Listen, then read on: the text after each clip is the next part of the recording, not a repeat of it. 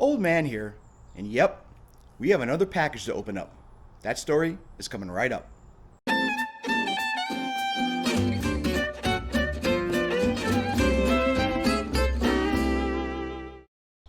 Hey, social media. You guessed it.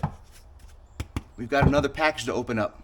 And you can see here I've got my big old 620PW saw. So it's not hard to guess by reading the title again of this video that we've got some stuff to add to the saw. So let's get right to it. We've got the utility knife here. We'll do some close-ups with the other camera over here once we get past the opening of what's in the box. What's in the box? Oh, forgot to mention, coming to you again, Redbeard saws. Sorry about that. See if you can see that. Boom. I am going to change out the filter that is in the saw now. That's the original Echo filter that comes with it. And I went ahead and ordered a Redbeard saws filter kit. It's similar to the filters that you get on your shop vacs. You can get those foam filters and they work very well, and then once you get those clogged up, you can go ahead and wash those off, let those dry, and then put them back on. So I'm really looking forward to putting the custom Redbeard filters on that saw. The next beautiful big iron things that we're putting on here are, bam, new felling dogs. These are the West Coast Saw felling dogs. These things are massive, and we've got the complete set here. And what I mean by that is that there's an outer set and then there's the inner set that goes on the saw, and I will show you that here as soon as we start installing these. So really excited about getting these new dogs on here and trying those out in the next couple of dead trees that we're going to be taking down. So with that, let's get right to it. With any modifications to any of these saws, it's always a good idea to take the bar and chain off, so it gives you a lot for your space to work with, and we're going to do the same thing here. One of the dogs, the outside dog, sits on the bar cover that you see here.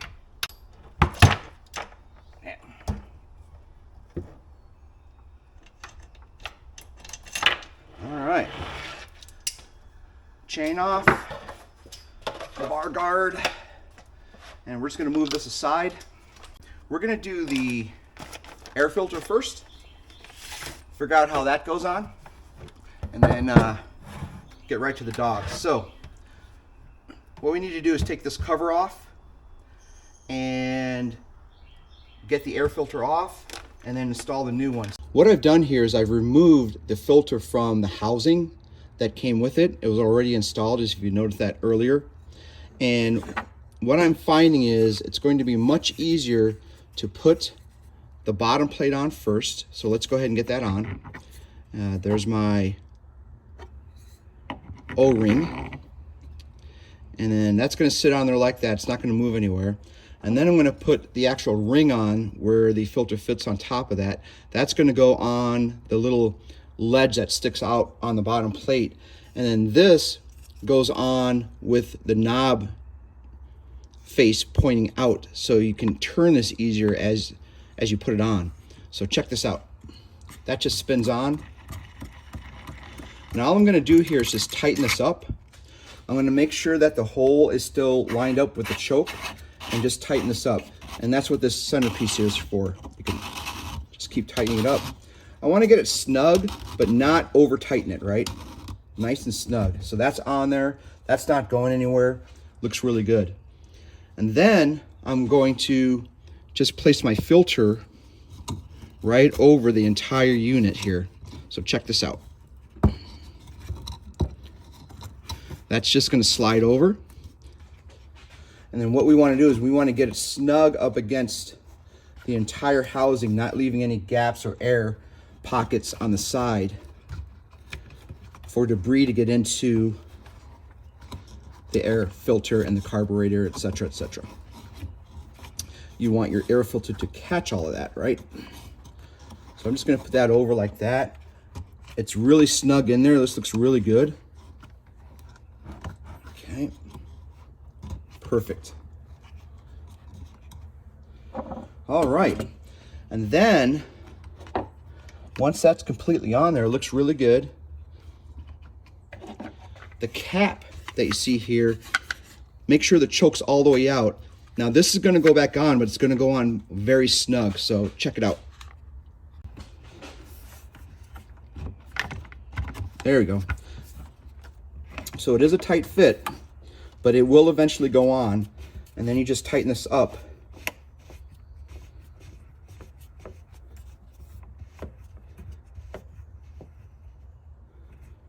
And now the air filter is complete. It is very tight on the inside. The only thing that's going to be able to pass through is the air through the filter because it is compressed a little bit. So we should be okay there. We are going to test this out later, but that's the air filter installation, and it still looks pretty good from what I can see. So make sure the choke still works. It does. Working good. That's nice and tight. Now we can move on to installing some dogs. Let's open this up. You can see here it fits Echo models 620, 590, and 600. So I'm looking forward to getting these on. Let's just open this up. Keep that on here. Man, these are heavy duty.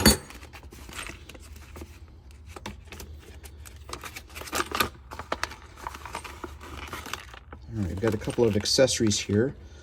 Look at the size of these dogs. These are nice. So these are very large, as you can see. Let's compare these to the originals. Wow, that's quite a difference. You can see, again, the dog points here stick out a good, that's got to be 3 inches. And then the original ones here stick out maybe an inch from the main piece here. The one with the WCS on it, which is West Coast Saws, I believe that one goes on the outside from what I've seen in other videos. And then this other one, which does not have the cutout for the logo, goes on the inside. We've got our T25 bit here. That's what these are attached with.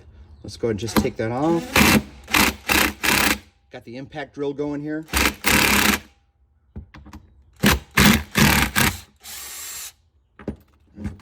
One. There's 2. That's got to be like a 25 or 30% difference in size, easily. I'm going to use the same bolts that we had. No reason to change those out. Plus, these didn't come with any, so put that back on. This one on here.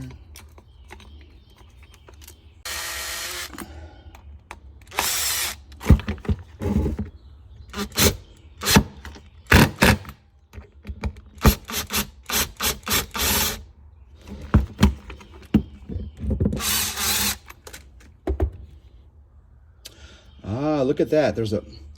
That was not going on because there's a bolt on the other side of that. Interesting. We're gonna have to fix that, so I'll be right back.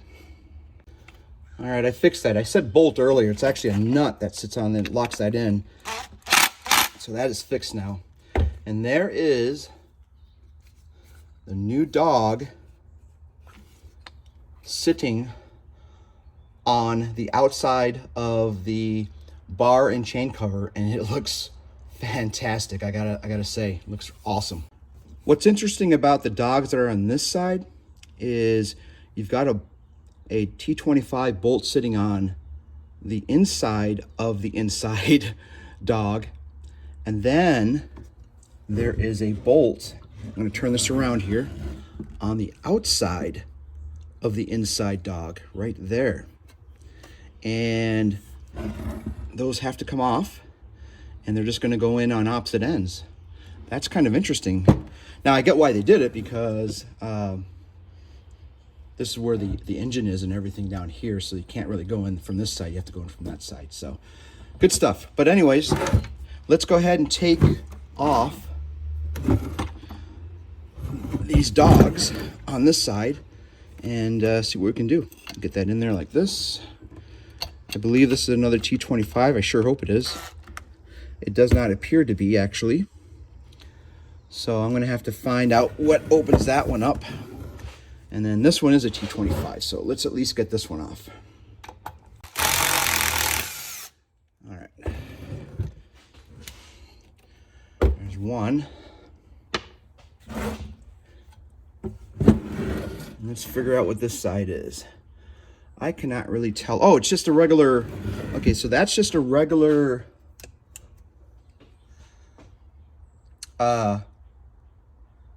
nut that is holding that in place. So I just need to get a little wrench and then we'll take that off. Stay tuned.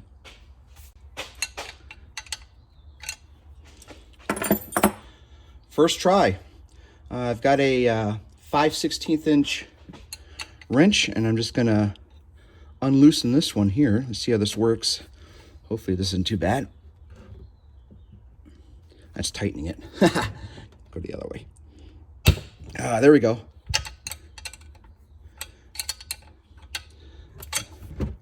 That unloosened pretty well. And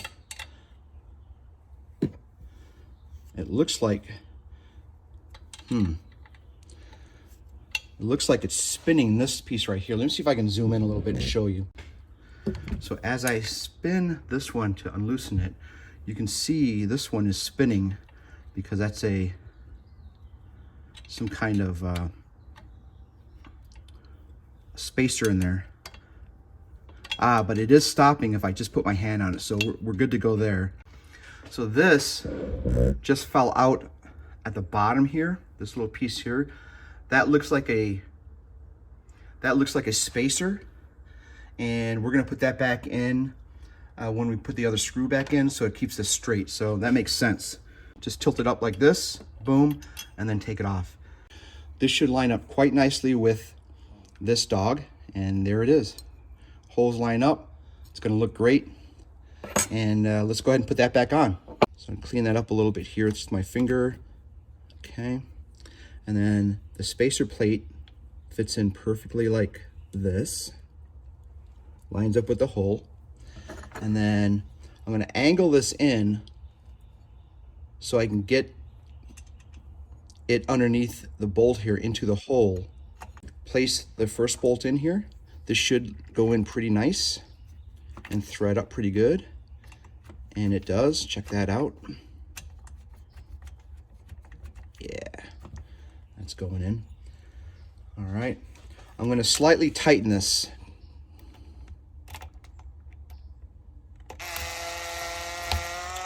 Beautiful. So there is the bolt sticking through. And then on this end, we need to put the locking nut back on, which is this one that I took off earlier. Again, we're using a 5/16 inch here to tighten this up. I'm holding the back spacer piece so it doesn't spin as I'm tightening it. You only need to use your hand for that. This is getting tightened up here. Oh yeah, boom, done. And just make sure that last one is nice and tight.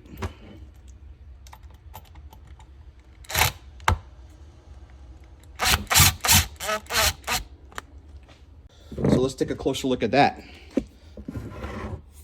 There's a really good side profile of the gigantic West Coast saw dog sitting on the 620 PW. It looks awesome. Let's do another size comparison to what we're looking at here. So there's the dog. Here is the original one that was on there.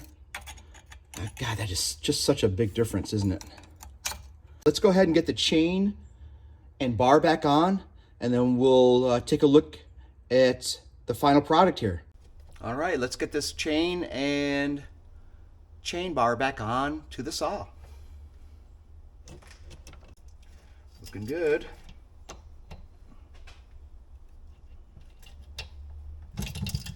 There we go. Very nice. Oh. All right, very nice. Get the other side on here. Oh yeah. Tighten up the chain.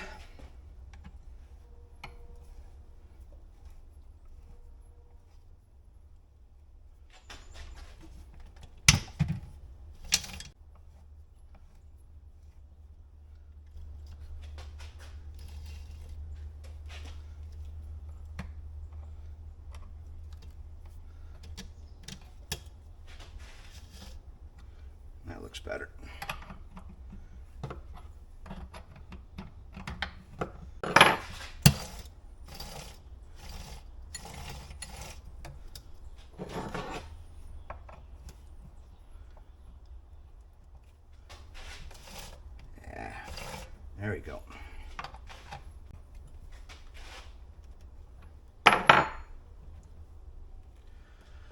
All right, the chain bar is back on. It's set into place and the new dogs are in place. They look awesome. Let's give you a view of what that looks like here. Check that out. That looks awful professional. No need to test this yet. We've got another dead tree video coming up. I think all in all, everything took about, I don't know, 45 minutes maybe on and off, maybe half an hour. Let's wrap this one up, call it a day, and another successful modification. So until next time, ladies and gentlemen, peace out.